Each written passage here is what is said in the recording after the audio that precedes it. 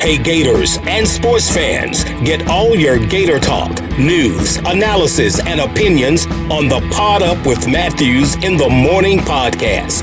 Find us on your favorite podcast platform or watch us on Facebook Live between 8 a.m. and 9 a.m. every weekday. Pod Up, because we are Gator fans. So say it's great to be a Florida Gator. Good morning and welcome to a Friday edition of Pod Up with Matthews in the Morning from the Crime Prevention Security System Studios. Large enough to serve you, small enough to care. Got a good show lined up for you. Of course, we'll have our Peachland Dentistry JC and the QB weekend picks here in just a minute. Second portion of the show will be joined by SEC Network, guy who's calling the game Saturday, Mike Morgan, a former Gator graduate as well. Then we'll have Peter Baugh from The Athletic join us talking Missouri football. But first, let's get to the Titan MR hotline.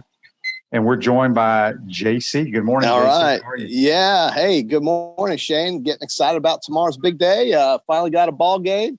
And it's going to be exciting around here finally again. We got game week. It's great. Game week. So we obviously we got a packed show today. We usually only have one guest, but we got two guests. So we're only limiting JC's time today. But we're going to get straight to the Peachland Dentistry JC and the QB weekend picks. Peachland Dentistry, Gator Nation's number one choice for dentistry in Port Charlotte and surrounding areas. So what games do you have picked out for us, Corn Dog? Yes, sir. Well, we have quite a few, couple of group of five games that are very exciting, as well as most all of the SEC games and a Big Ten thrown in there, as well as our NFL game of the week, which always seems to have the same team, but they are undefeated, so we're going to stay with them. So let's get it started with a couple of games that are, I think, going to be very competitive and very exciting to watch if you like offenses specifically. And that will be Central Florida, the Golden Knights, traveling to Texas to play the Houston Cougars. And UCF is laying 3 points at Houston. Oh, wow. I didn't even realize they were playing this week. That's a tough one. Houston plays well at home, but I'm going to lean towards the Knights. They're really good on offense right now, even though they've lost a game. I'm going with the Knights.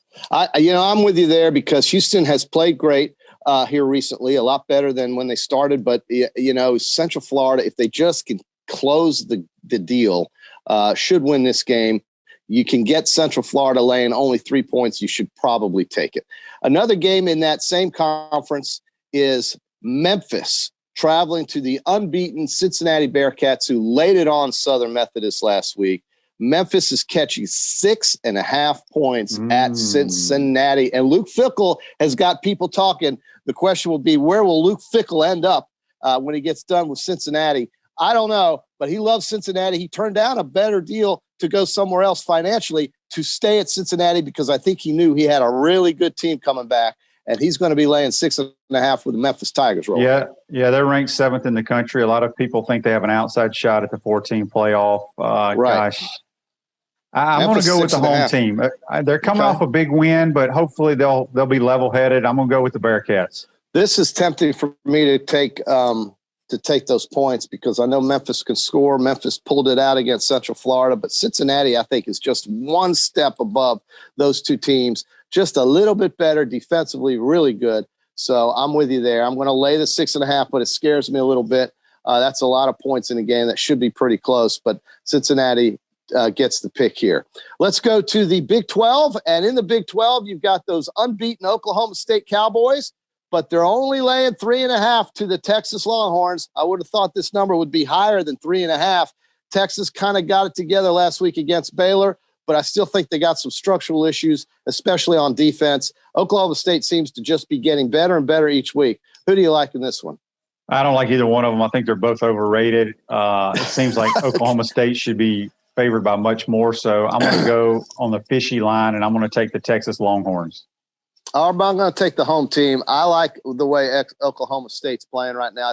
It's Texas. They still haven't proven much to me. I'm going to take Okie State. You have the Longhorns of Texas. I'm surprised by that. All right, we go to the Big Ten now, and what was thought to be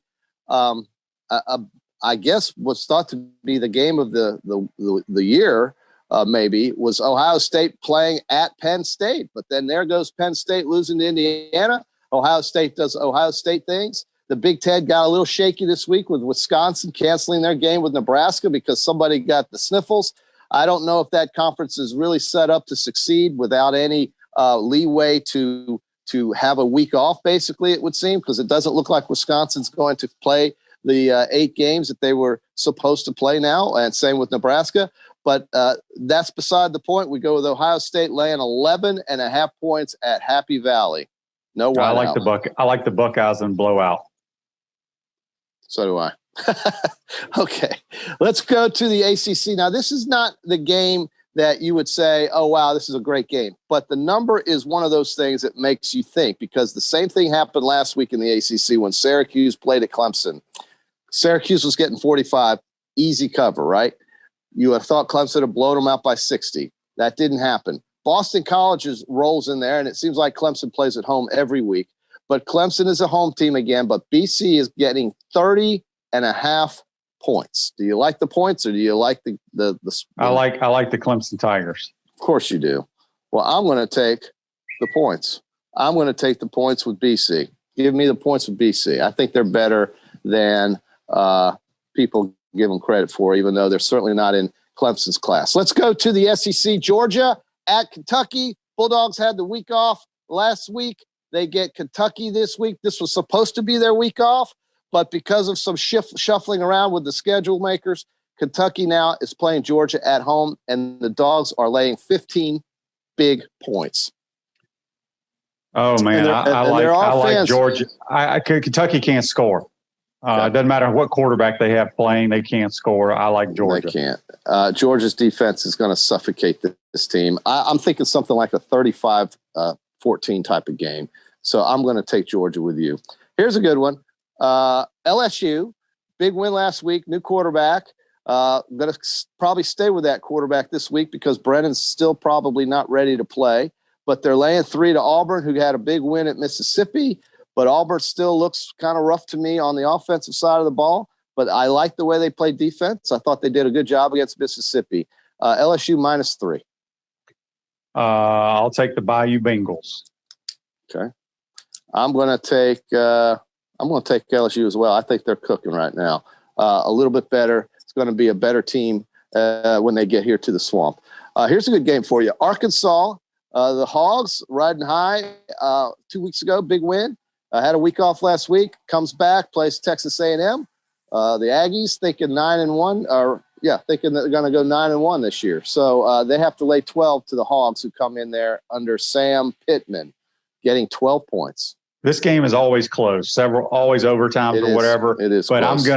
I'm on the A&M bandwagon. Gig 'em, JC. Gig 'em with the thumbs up. You're going to gig 'em. Gig 'em. You're gigging them. I'm going thumbs down. I think Arkansas has done a tremendous job, but they haven't played a balanced attack yet. And I think we'll see what Barry Odom's defense is all about this week. Well, A&M, I think will win the game, but not by 12. So I'm going to take the points. Give me the Hogs. Here's another big spread, another SEC game. Mississippi State getting 30.5. They're going to probably start Will Rogers at Alabama. Alabama missing Jalen Waddle for the rest of the year, but will they win by more than 31 points? Mississippi State has the number 1 ranked defense in the SEC. That doesn't mean a damn thing. Alabama will name the score and will score and keep scoring. Okay. Well, I said a couple weeks ago I will never pick against Alabama during the regular season this year, so I'm taking the Tide, laying the points. Missouri and Florida. Here we go. The Gators, after 2 weeks off, and literally 2 weeks off, they come back, work out this week, trying to get ready for Missouri, who's won a couple straight games. Missouri getting 13 points, dude. That's 2 touchdowns almost. What do you think? I think Florida's going to win the game, but I think it's going to be a sloppy game. We don't know what. Game. Well, I mean, when you have 16 days off, it's going to be sloppy. I'll be shocked if it's not. I like Florida to win by 12 points.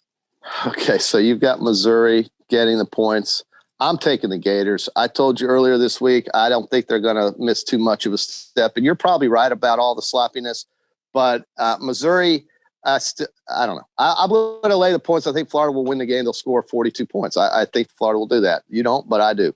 NFL game of the week. Here we go. The unbeaten Steelers against the hated Baltimore Ravens. One of the biggest rivalries in the NFL. Both teams really don't like each other. And that's funny for a for an NFL, couple of NFL divisional opponents to dislike each other as much as these guys do, but they really do. What do you think there? Pittsburgh is getting 3.5. It's in Baltimore, I tell you. It's in Baltimore, but why does that matter? There's nobody. Well, it doesn't matter. I obviously, the Steelers, it's hard to go unbeaten, but I like the Steelers. I like Ben Roethlisberger better than I do Lamar Jackson from a passing standpoint. I get that. I just, Lamar still is not a good enough thrower for me to think he can take this team to the Super Bowl. I'm going to go with the Steelers. This is tough because that half a point could really make a difference in who wins this spread, even if the Ravens do win by a field goal. I think it's a field goal game, but that half point's got me really worried. So I'm going to be with you and take the Steelers as well because that half point, just because of that half point. It's a 3-point game either way. I don't know who wins, but it doesn't matter if you take the Steelers and you get 3.5. If it's a 3-point game, you win the bet. So I'll take Pittsburgh as well. So we have a couple of differences. We have Florida, a difference in that one. We have a difference in A&M Arkansas. We have a difference in Clemson, Boston College, and we have a difference in Texas and Oklahoma State. You are 27-18 on the year against the spread. That's tremendous. I'm 24-21. That you can make a living doing that, but not a very good one. So we'll see who comes out ahead this week, QB, and we'll have to talk about that Florida-Missouri game on Monday. All right, JC, have a good weekend, my man. You too. Have a safe trip. At Center State Bank, we put business first. We're the largest community bank in the state of Florida. Understand that small businesses need a community business partner that they can rely on. Center State has 5 convenient Alachua County locations to serve you better. Center State Bank, member FDIC. We're going to take a time out here. When we come back, we'll be joined by Peter Baugh and Mike Morgan talking Gators and Missouri Tigers. We'll be right back. Hey, Gator Nation, this is your former head ball coach, Steve Spurrier.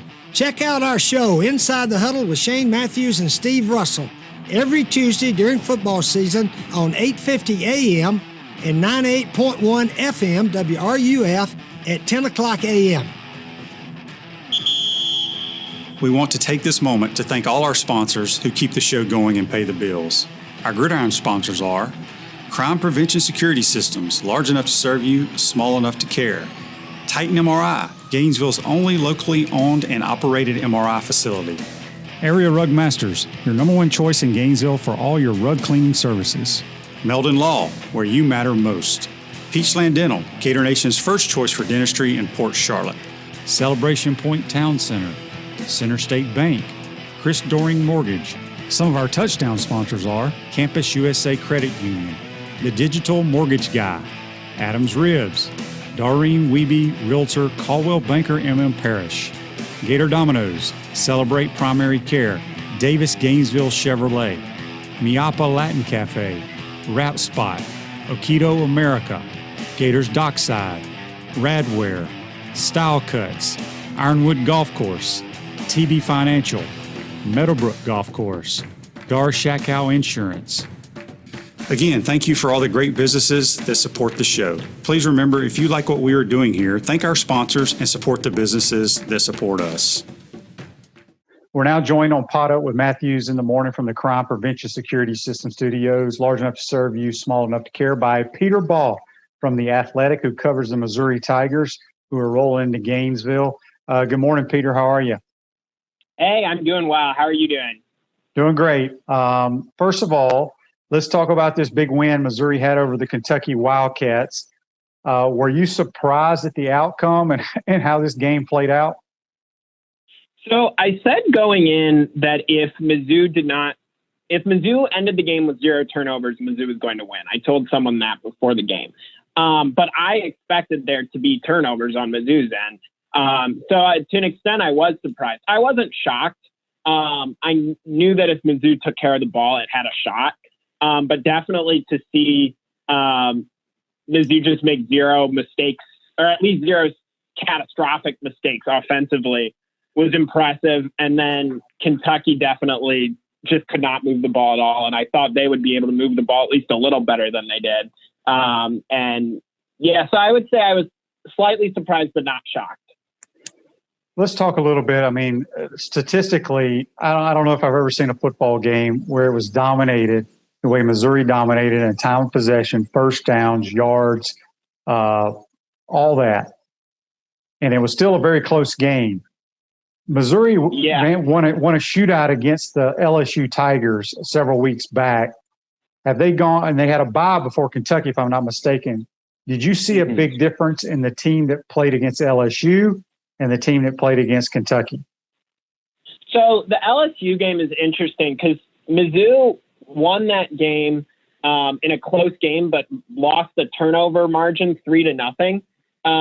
So LSU scored 17 of, I believe, their 41 points off of turnovers. So that's not, you can't necessarily fault the defense completely for that. Not to mention that LSU's offense is just really, really good. We've seen that week in and week out. So I think Mizzou's defense played better against Kentucky on Saturday, but I also think it was just playing a significantly lower quality offensive opponent, if that makes sense. Like, I just think Kentucky was not able to, did not show any real ability to move the ball consistently, and that ultimately was one of the reasons they lost the game. Talk a little bit about the quarterback play from Bazelak, what he's brought to the Missouri offense. Yeah, he's been really impressive, honestly. I think the biggest thing with him is he just doesn't really seem to make mistakes. And that's saying something for a redshirt freshman. I mean, he has good arm talent, but it's not transcendent arm talent like Drew Lock had in past years. But Bazelak just does not. He always makes the right decision of where to throw. And even if he doesn't make the right decision, he doesn't throw the ball in ways that it gets intercepted. Granted, he's only played, I guess, 2 full college games now. He played most of the Tennessee games. So he's essentially played 3 full games this season. So we still have, I guess, a long way before we can say any of this definitively. But the early returns are that he's just a very good game manager. He's really cool under pressure. He has not shown any sign of getting rattled at any point this season. And that's a reason Mizzou turned its season around after starting 0-2. Speaking of offense, the running back Roundtree had a really good game against the Kentucky Wildcats. Is he kind of a guy that, in your mind, kind of flies under the radar in the SEC? To an extent, yeah. He 2 years ago in 2018, he ran for 1,200 yards. And then he had a bit of a rough year. Not a rough year last year. He ran for 800 yards, but the offensive line wasn't as good. But now that the offensive line seems to have patched up some holes, he's just shown himself to be a guy that a team can really lean on, that can carry the ball a lot, that won't turn the ball over, won't put it on the ground, and just will bruise his way to big yard plays. The game, I believe he had 126 yards on 37 carries. So his yards per carry weren't great, but he's very durable and he's tough, willing to play as much as he can, and can occasionally break off a big run. So yeah, I definitely think that he's maybe not seen as one of the better backs in the SEC, when in reality he's up there statistically with the best of them, and he does have a very good 2018 season on his resume where he ran for 1,200 yards on a really good offense. You were talking about Drew Lock a few minutes ago. When you look at Bazelak, what actually, how tall and what is his size listed in the program? I'm sorry, did you say how tall is he? Yeah, how tall is he? I believe he's 6'3". So he's definitely he's big a pretty enough. good sized kid with a pretty good arm, not a Drew Lock type arm. But is he a guy that can, if Missouri has to throw it 30 or 40 times, can he win a game for you? Oh, totally. I mean, or at least the early returns are that he certainly can. He showed that against LSU. He threw it. I think he threw it over 30 times that game, and they put up 45 points, and he threw for 406 yards. So LSU's defense, in fairness, was in kind of a free fall state at that point, which it seems like LSU's gotten that balanced out a little bit. But Bazelak definitely a guy that has the ability to win you a game. He's shown that just so far this season that he has that. And he had a really nice game against Kentucky. He didn't have many explosive plays, but a lot of that was just kind of the game plan, because Missouri knew Kentucky disguises a lot of coverages, has a lot of zone plays, and that leads to, and they didn't want to risk interception. So Bazelak was really careful with where he threw the ball and did a lot of shorter passes that were effective. So I think he can so far, he has shown an ability to play both styles of game. We're speaking with Peter Baugh here from The Athletic, covers the Missouri Tigers. You can follow him on Twitter at Peter_Baugh.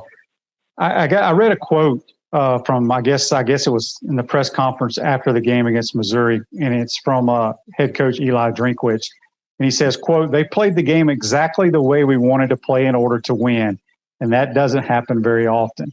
I'm shocked at these stats. I've never been in a game like this." I think everybody's shocked when you look at the stats, but how was he after the game?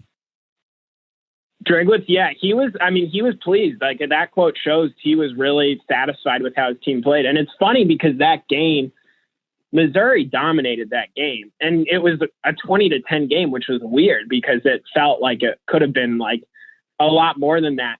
But Mizzou was really in control the whole time, and I think that's kind of what Drinkwitz has to be happy about, is that even when Kentucky was within one possession, the defense would force a 3-and-out, and the offense would go down and score when it needed to. So because Mizzou pretty much just ran clock off. It had a drive its first drive of the second half lasted 9.5 minutes and 21 plays. So pretty much Mizzou had the ball for almost the whole third quarter, and only had 2 drives. So even if it didn't have like a ton of points on those drives, it was still like moving the ball and wearing down Kentucky. So I think Drinkwitz, he seemed really pleased with how his team played after the game. He blamed himself for a few miscues with clock management at the end of the first half that Mizzou probably could have gotten 7 instead of a field goal. And he blamed himself for not kicking a field goal at one point and going for it, getting a little aggressive, going for it on 4th and 1 when they could have made the game 2 possessions. So there were a few things that could have made the game a little more lopsided score-wise, but Mizzou definitely outplayed the Kentucky in pretty much every facet of the game. Yeah. The last few years, it seems like Missouri's always has a couple of great pass rushers, that have done well at Missouri, went on to the NFL. For the Gator fans that are getting ready for Missouri to come to town, who are some guys on defense that could cause some problems offensively? Yeah, so Mizzou's best defensive players this year actually aren't pass rushers. The pass rush, there have still been good players on the pass rush in recent years, but it hasn't been the same level of like sacks that you had maybe when Mizzou was winning SEC titles. But Nick Bolton is he's flat out one of the best defenders in the SEC. He's a linebacker who the Athletics draft analyst Dane Brugler has as a potential first-round draft pick. He's just a guy who is maybe under-recruited because he's only 6 feet tall, but he is just involved in every play. He, I think, he only had 7 tackles on Saturday, but remember, Kentucky only ran 36 plays. So he essentially was involved in 20% of the tackles that Mizzou had, which is really, really impressive. And he was SEC Defensive Player of the Week, had a big sack. So he's definitely found a way to get pressure on the quarterback at times. He's a really good player. Joshua Bledsoe, a safety, has been playing at a really high level. He had a game-saving pass breakup against LSU on the fourth down goal line stand. And Tyree Gillespie is another really good safety who could potentially be an NFL player. So those 3 are kind of the main cogs of the defense. But then Trajan Jeffcoat is a guy who's really stepped up as an edge rusher and done well on the defensive line. When you look at Missouri, they've had a little bit of success against the Florida Gators the last 5 or 6 years. What's the vibe around the program with them coming to the Swamp? Well, I think it's funny because if you had asked me that, I guess 4 weeks ago, it would have been a lot different. But now coming off 2 wins against an LSU team that maybe underperformed early, but is certainly very talented, and a Kentucky team that is maybe not good, but definitely not a terrible team. I think Mizzou's pretty confident, and they're playing with some swagger. You definitely saw that at the end of the Kentucky game, the way their sideline was acting. Maybe a little too much swagger at some points, but definitely had some swagger to them. I think Florida is an interesting matchup because Mizzou, it's kind of hard to know what's coming, just seeing as Florida hasn't practiced essentially since I think October 12th, right? We're recording this on Monday, and I think Florida is set to have its first practice today. And so it's going to be really fascinating to see kind of how prepared their team is and how much work they've really been able to do with so much of their team in quarantine, which certainly, like, hoping the best for all the players who are impacted there. That's scary stuff. But I think that'll be a really interesting it'll be interesting to see what Florida team shows up. It's kind of hard to guess right now. Yeah, there's no question. With Eli Drinkwitz, this being his year one, he's already won 2 games. What's the pulse of the fan base? Pleased so far? Oh, very much so. I think even after, first-year coaches will often get a bit of a mulligan. So even after the kind of rough first 2 games against Alabama and Tennessee, fans weren't really necessarily getting on him. But then the LSU win definitely energized the fan base. And then another win against Kentucky getting to 2-2 is definitely a stride. Mizzou was a 500 team last year. This year, it has a chance to potentially, it's 2-2 now. It has definitely a few more manageable games on its schedule, and it has a chance to maybe even go 500 on an all SEC schedule that features Alabama, Georgia, Florida, LSU. So I think the fan base is pretty thrilled right now. And it'll be interesting to see if Drinkwitz is able to continue this momentum, maybe pull out a win against a Georgia team, a Florida team that's more talented. Georgia is going to be a tough game. It's very hard to beat Georgia these days. But I think that this Mizzou Florida game, I'm pretty fascinated to see what happens, considering we don't really know what Florida team's going to show up. So last question for you. For Missouri to beat the Florida Gators in the Swamp, in your opinion, what has to happen? Yeah, I think that the past, I don't think you can't really contain Kyle Pitts, and you can't really contain Trask. These are just really good players. So I guess you can contain them. They're going to get some yards on you. So I guess containing them as best as possible, and then having Bazelak be able to air the ball out against Florida's defense, because the Gators' defense has not looked great this year. So I think that there is opportunities there for Mizzou to get some points on the board.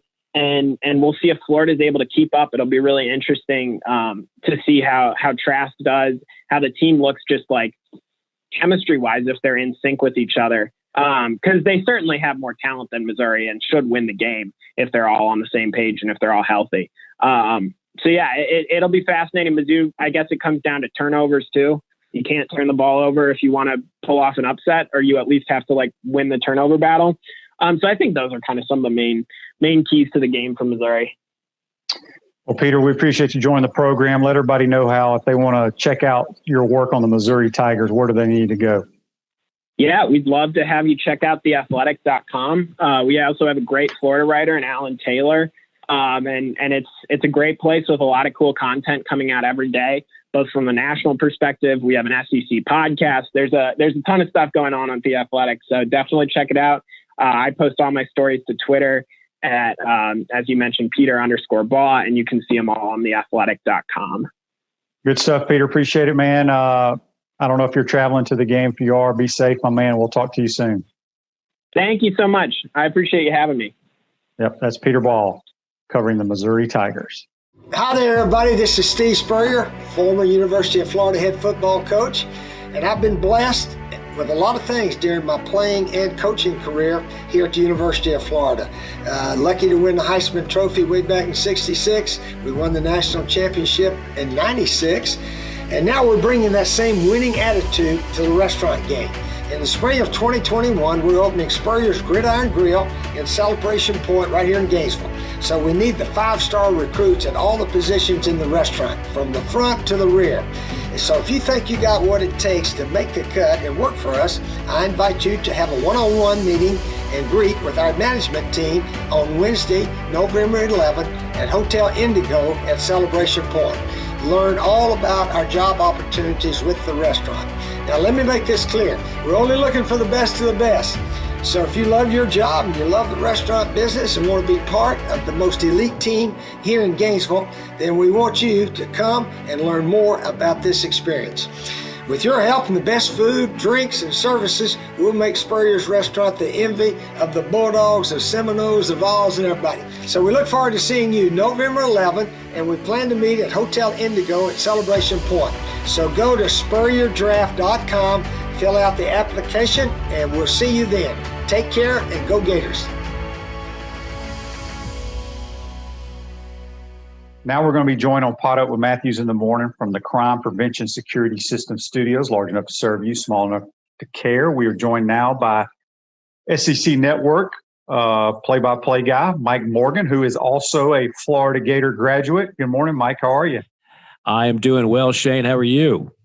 I can't complain, Mike. We appreciate you taking the time to join us. You're calling the Missouri-Florida game. But before we get to that game, just want to talk a little bit about your career. You know, you're a graduate of the University of Florida, Right. Went through the journalism program. I think you did a lot of work with Steve Russell.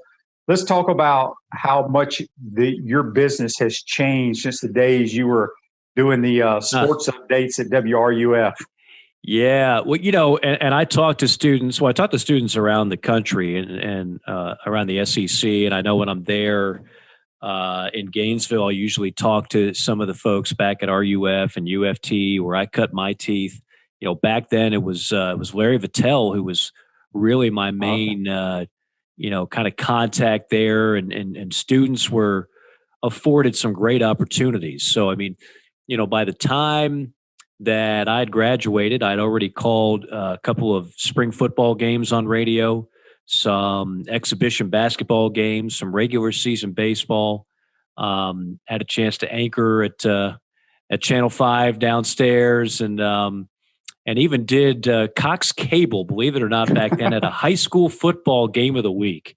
Oh, wow. And I've always said, I hope they burn those tapes because that was not exactly my best work as a 20-year-old doing play-by-play on television, but it was a great experience, and it was all part of the journey.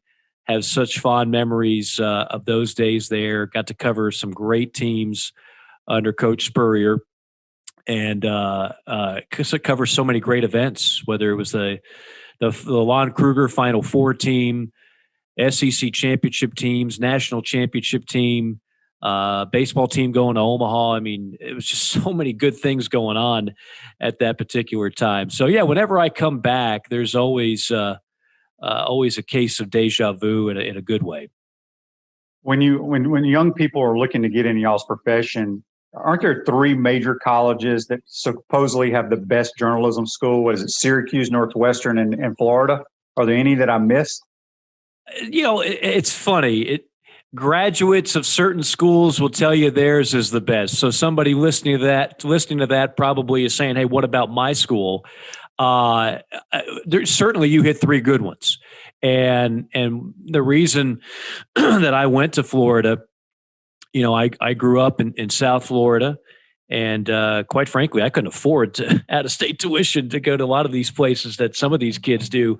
Mommy and Daddy weren't paying my way through college. I kind of worked my way through, but I also knew that Florida had a nationally ranked and highly respected journalism and broadcast school. So for me, I knew that I was going to sacrifice, you know, going to the games and doing what a lot of normal students did with tailgating and everything else because I was working.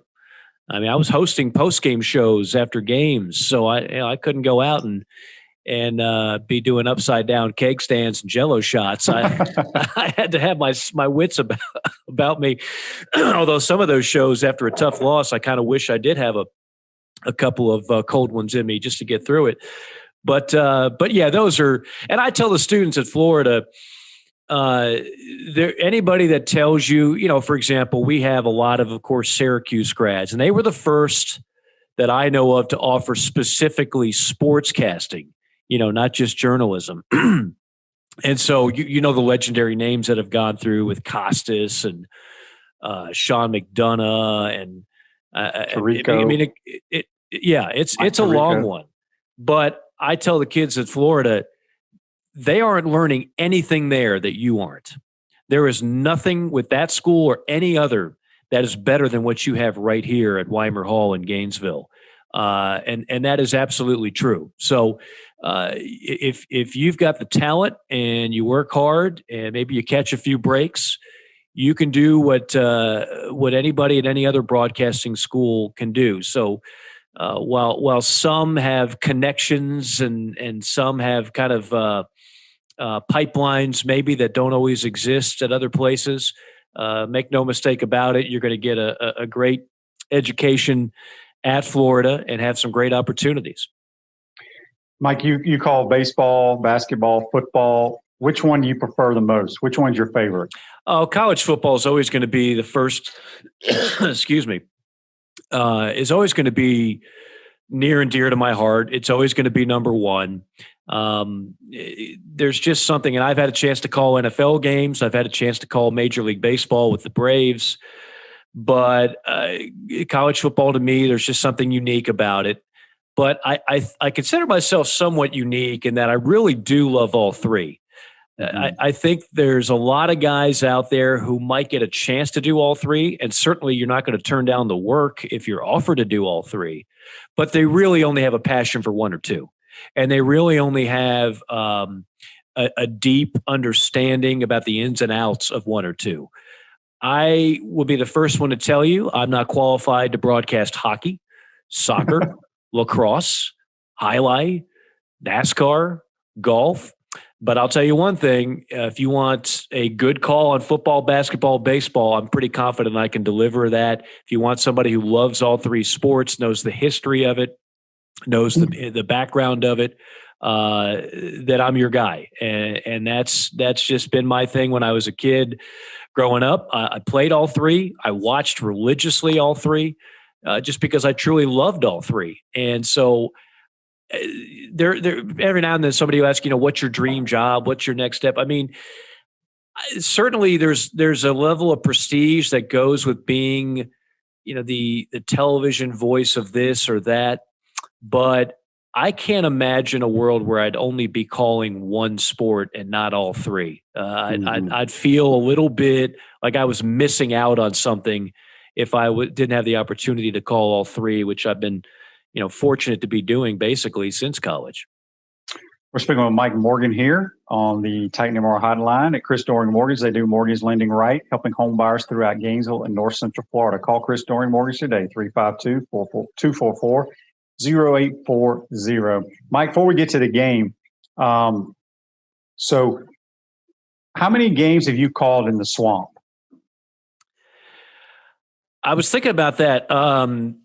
I think the answer is, well, on national radio, I've called about 3.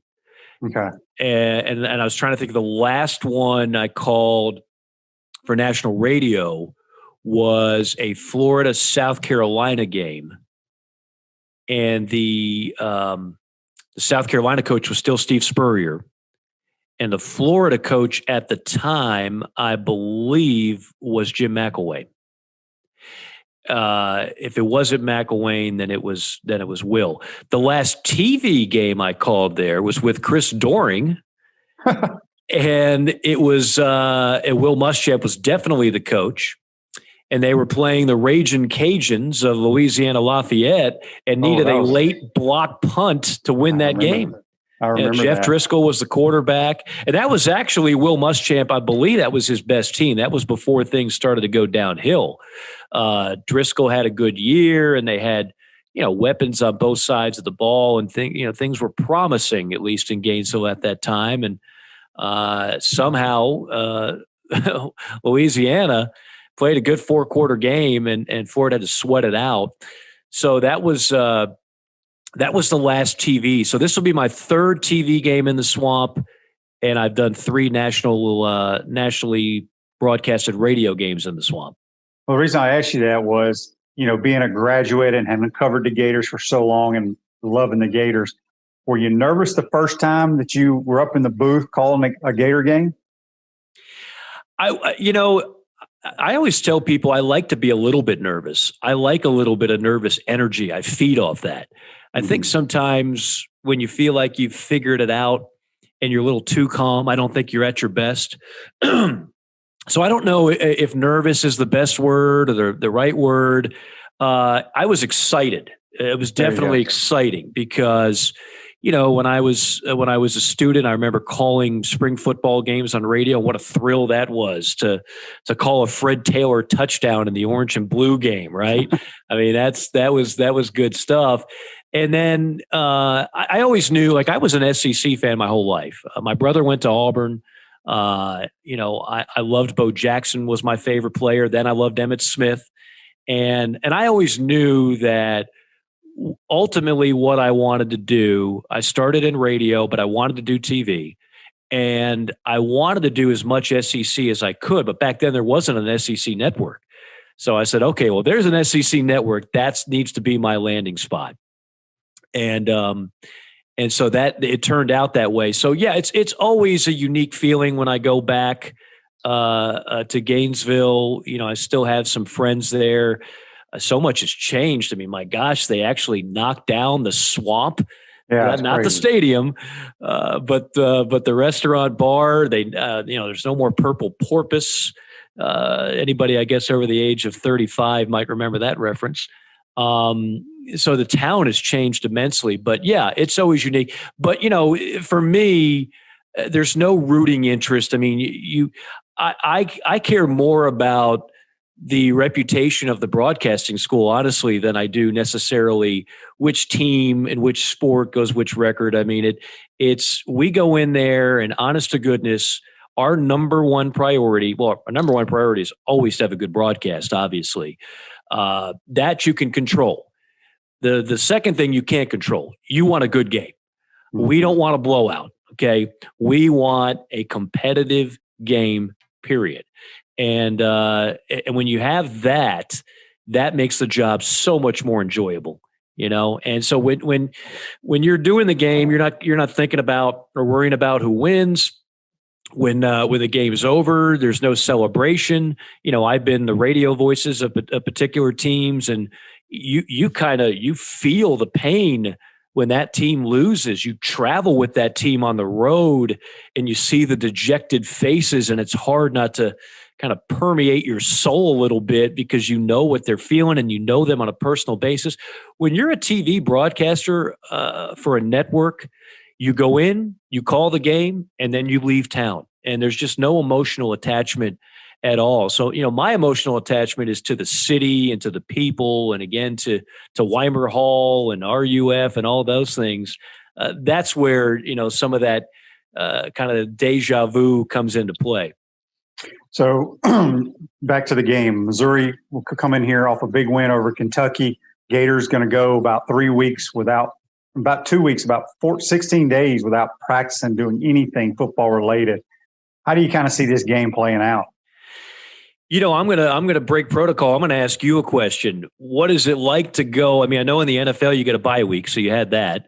I know you get extra time to prepare for a bowl game, but how do you think it's going to affect these players? I mean, I've never seen anything like this. I know Dan Mullen called it like a double bye, which is not uncommon in a basketball tournament, but that's an extra day. That's not an extra week off. We're talking 3 weeks between games. I've never seen anything like it. No, what's crazy, Mike, they can say it's like a bye week, but it's not, because during a bye week, you actually go practice a few days. Right. The doors were locked whenever they came out and said the team had, quarantine and what have you. They didn't open back up until yesterday morning.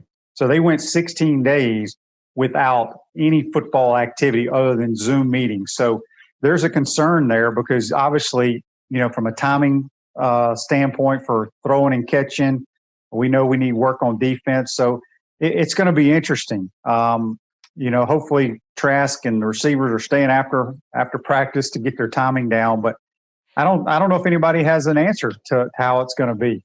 We'll just have to wait and see. Yeah, I mean, I know it's not the only incident of this happening. In fact, our sideline reporter, Taylor Davis, who does a great job, she pointed out she was on a game, I think it was Arkansas State, and Arkansas State might have had the same situation where they missed 2 consecutive weeks. And as she pointed out, I mean, they looked really rough early going, first half. I think it's almost impossible to not have some rust that's not going to show. And here you are in a big game, and we know Missouri, what they're capable of. We saw it last week. You saw it 2 years ago when they went into the swamp and spoiled the party. I think it's very concerning. And so I think we're all kind of on pins and needles waiting to see what Florida looks like when they come out in this game. That first series on offense, that first series on defense, it's already been shaky before this type of adversity.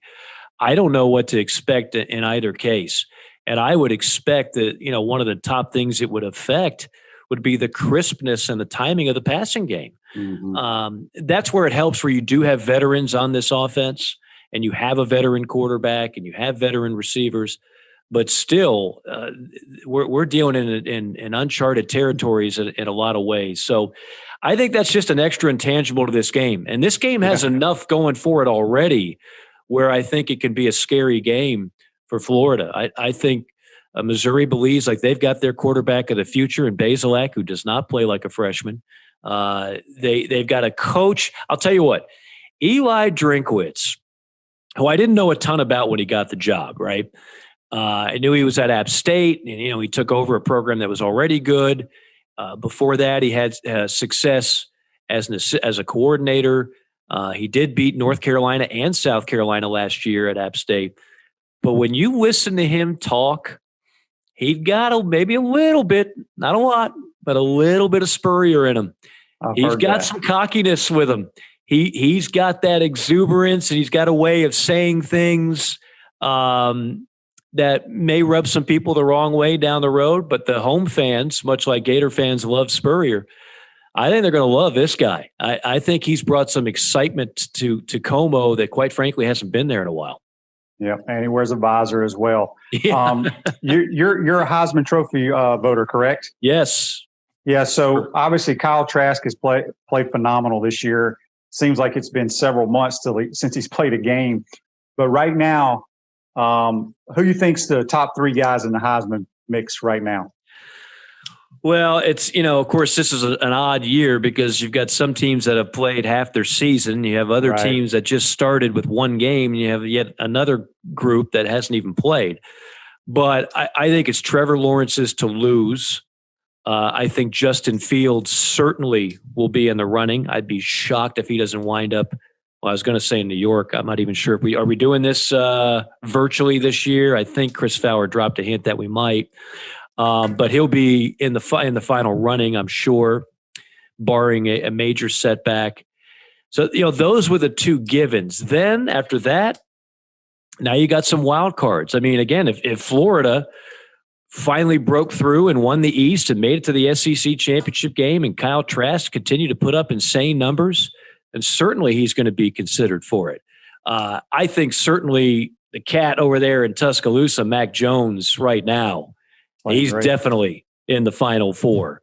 I don't think people realized how good he was coming out of Jacksonville Bowls, same high school that's produced a lot of talent throughout the country, including one Chipper Jones, by the way, who I had a chance to work with the Braves. But he's putting up insane numbers, and Alabama, even with the loss of Waddle, still has the best receiving core in the country. And so when it's all said and done, the numbers will be there. The wins will likely be there.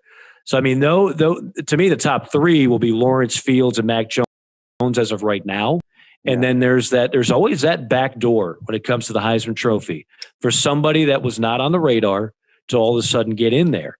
And who that somebody's going to be, if Georgia had, certainly it was there for the taking if Jamie Newman opted to play, right? And Georgia won the East, and he put up the kind of numbers they thought he would.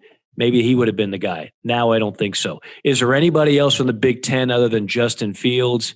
If there is, I don't know his name. The Big 12, I don't see it this year. No. I think you're looking at and the Pac-12 when they finally do play. I mean, you're only going to play 6-7 games. So who the heck's going to be a candidate from that conference? I think it's the names we just talked about. And I think if Kyle Trask continues to play well and Florida continues to play well, because we know so much of it is about your team record, then all of a sudden he could sneak in on the fun. Yep. Last thing for you, Mike. We've seen a lot of telecasts where the play-by-play and color guys are back in the studio somewhere or they're actually on site. Have you done any of those games this year, and how strange was it? I have, and it's strange. I told myself when all the national writers were doom and glooming every column and telling us why there shouldn't be college football, I told myself, and I said it on my college football podcast that we do every week, JC and Morgan, that if we had a season, I was not going to complain about anything.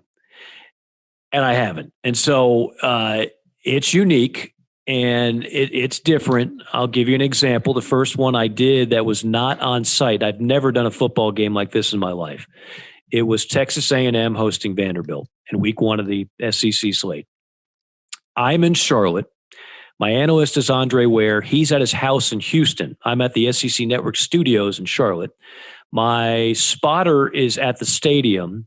My stat guy is at his house in Miami. Both of them are relaying information to me on a computer screen. Normally, They're right there with me in the booth. And our sideline reporter, I should mention, she was on the field at College Station. To make all that work and put it together, even with all the technology in the world, which we have at our disposal at ESPN, it's still different, and it's still a bit of a challenge and takes some getting used to. But the key is if you can make sure that it's not noticeable. Like, we don't hide the fact. Thankfully, this weekend I'm going to be there. I'm going to be there. Hudson Mason's going to be there. Our sideline reporter Taylor Davis. We're all going to be at the Swamp. Thank goodness. But when you're not, we don't hide it. I mean, we let you know we're not there, and it's because of COVID, and we're just trying to do the best we can under the situation. But you don't have the same timing. I don't think you're not as quick on the draw and stuff, things that I pride myself in being able to see a play, process it quickly, call the play. You don't see perhaps the same thing. Maybe it's that block from the weak side that sprung a guy for a touchdown, or on a kickoff return or something like that. You don't see all the things you see in person. On top of that, your support staff, and we always have one, is not necessarily with you in the booth. That's another challenge. So it's been unique, and I've had a couple of those, and thankfully I've had a couple of in person like this one will be. But my motto for 2020 is embrace the weird. That's just what we got to do. Embrace the weird in the sports world, embrace the weird in the broadcasting world. And it has been different. Yeah. Mike, let everybody know how they can listen to your podcast and follow you on Twitter. Sure. At Morgan On Air on Twitter. Love to hear from folks. Feel free to hit me up at any time. I was a little late to the game on Twitter. Unfortunately, I didn't think that thing was going to survive. That's why I don't play the stock market, because I can't make good projections. But I am active on Twitter now. And the podcast is JC and Morgan. It's on everything: iTunes, Google Play, Spotify. It does not cost anything. We've been doing it now 4 years, and we've got thousands of people every week that listen and seem to enjoy it. It's nothing but college football, and talk about a lot of the same things you and I have been talking about on this podcast. Good stuff. Well, Mike, we appreciate you taking the time. Have a good call on the Gators, hopefully a Gator victory, and we will talk to you soon, my man. Look forward to it, Shane. Thank you so much. All right, that's Mike Morgan from the SEC Network. This is Shane Matthews. Thank you for listening to Pot Up with Matthews in the Morning. You can also check me out on Inside the Huddle with Steve Russell and the head ball coach, Steve Spurrier. Tune in every Tuesday during football season on WRUF 98.1 FM, 8:50 a.m. at 10 o'clock in the morning, or find us on your favorite podcast platform. We want to take this moment to thank all our sponsors who keep the show going and pay the bills. Our Gridiron sponsors are Crime Prevention Security Systems, large enough to serve you, small enough to care. Titan MRI, Gainesville's only locally owned and operated MRI facility. Area Rug Masters, your number one choice in Gainesville for all your rug cleaning services. Meldon Law, where you matter most. Peachland Dental, Gator Nation's first choice for dentistry in Port Charlotte. Celebration Point Town Center, Center State Bank, Chris Doring Mortgage. Some of our touchdown sponsors are Style Cuts, Ironwood Golf Course, TB Financial, Meadowbrook Golf Course, Dar Shakow Insurance, Pomodoro Cafe, Big Mills Cheesesteaks, MB Listing, Cornerstone Financial, McDonald's Gainesville, My IT Masters, Gainesville Neon and Signs, 84 Lumber, Tropical Smoothie, Chick-fil-A on Archer Road, Aver and Smith Personal Injury Attorneys, Orange Theory Fitness, PRP Regeneration Specialist, and Dowling Signs. Again, thank you for all the great businesses that support the show. Please remember, if you like what we are doing here, thank our sponsors and support the businesses that support us. Welcome back to this Friday edition of Pot Up with Matthews in the Morning from the Crime Prevention Security System Studios, large enough to serve you, small enough to carry. This Day in Sports is brought to you by Area Rug Masters, Gainesville's most trusted area rug cleaners. With free pickup and delivery, Area Rug Masters is the convenient way to keep the focal point of your room looking brand new.